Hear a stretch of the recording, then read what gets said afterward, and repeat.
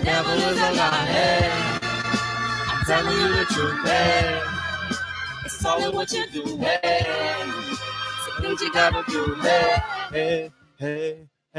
hey. Barbershop conversation, guys. Feel free. Hit the subscribe button. So I had a chance to um Claressa Shields speak um on her on her YouTube page. Yeah, I'm pretty sure you just Google her name and you guys can watch it. And she spoke about her fighting Amanda Nunez. You know what I mean? But first I want to say Claressa Shields looked amazing last night, man. She was beautiful. Woo, she looked good, dog. And she did a video. She looked fantabulous and beautiful woman. And um, um, she talked about fighting Amanda Nunez in UFC and doing both boxing and UFC. And I just want to give my take on it. You know, I have no horse in the race. Um, I thought Claressa Shields solidified herself as the best combat person in women's boxing when she solidified the second gold medal.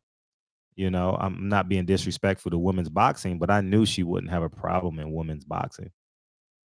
You know, because I mean, it's just I'm not gonna say the lack of competition combined. You can say that combined with her just superiority of the sport, you know. And it looks like she don't take days off, and throughout her 9 fight career, something like that, she's continuously moved the goalposts herself. 168 champion, unified. 160 unified. Now she's going for 154. Who does that in real life? Who goes backwards in weight? You know, and I wish she hadn't said this publicly, but she said she'll go to 147 to fight Cecilia Breakers. I rather her negotiate that as opposed to saying public comments like that. But I would say let Amanda Nunez chase you.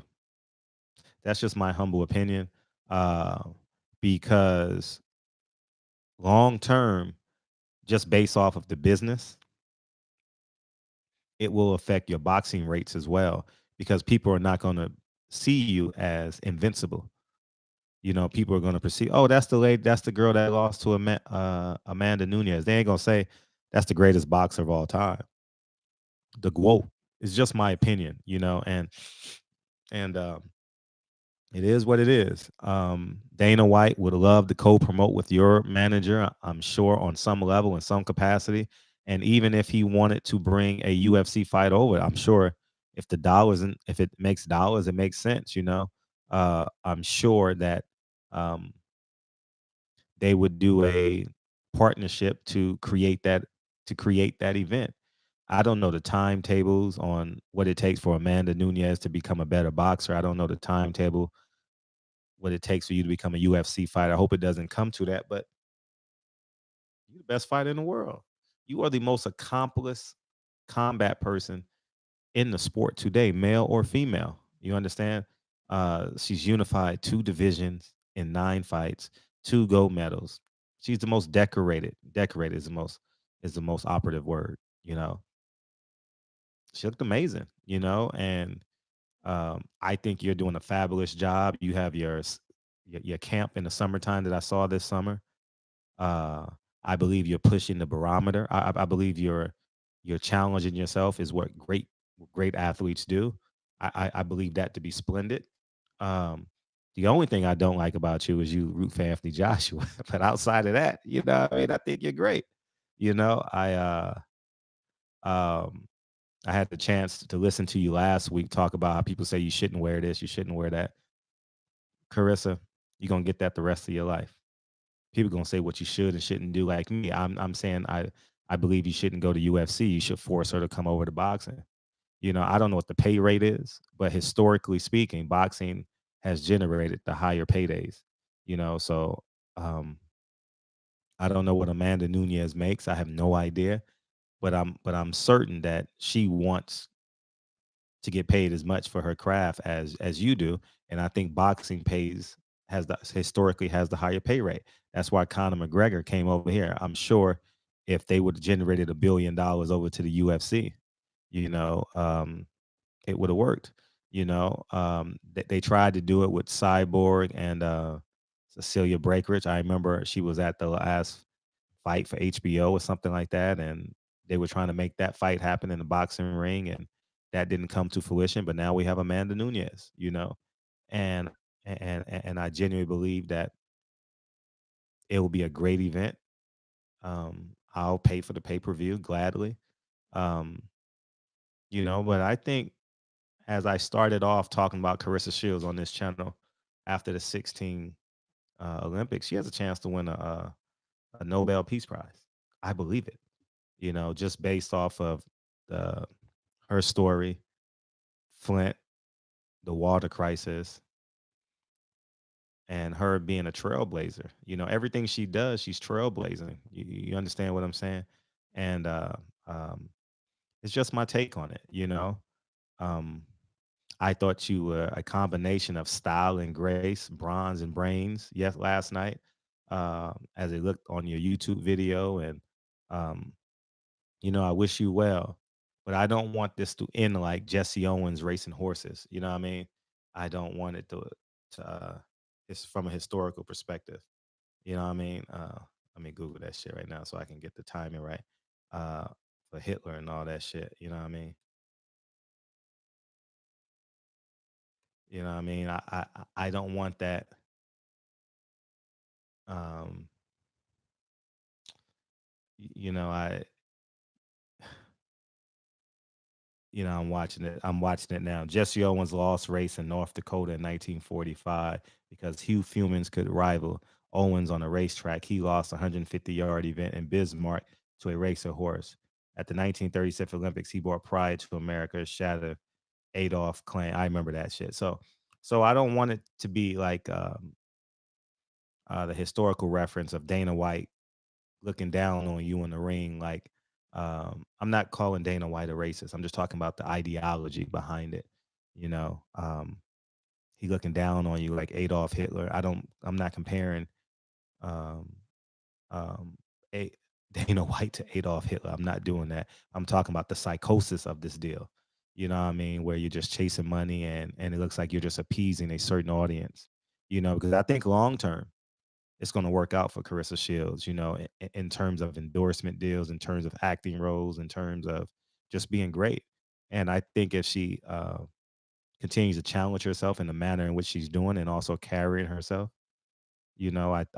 I genuinely, she has a movie coming out. I'm gonna go the first night it come out. I'm gonna support it. I'll go to the premiere because I know the premiere will be in Los Angeles and or New York. So I'll go to the premiere. I'll find somebody I know, and I wish her well at the end of the day. It's going to happen. You know what I mean? And like a lot of people who are doing it the rogue, right, organic route, just trusting their greatness and climbing up the stairs sometimes to nowhere on some days. But at the end of the day, you're gonna get to your destination. It's gonna work. Some people some people took the escalator, some people took the elevator. And in women's boxing, and in today's current women boxing, you got to take the stairs. So I think it's gonna end well for Claressa Shields. I think she's gonna be the GOAT. I think she's gonna be the greatest woman of all time in combat sports, period. She got to find a way to say that, you know what I mean? To have that crossover appeal. I don't know how you say it. Um, and she can go on and run for public office in Flint, Michigan, be a councilwoman over there, similar to Manny Pacquiao. I think she has that type of esteem in her city.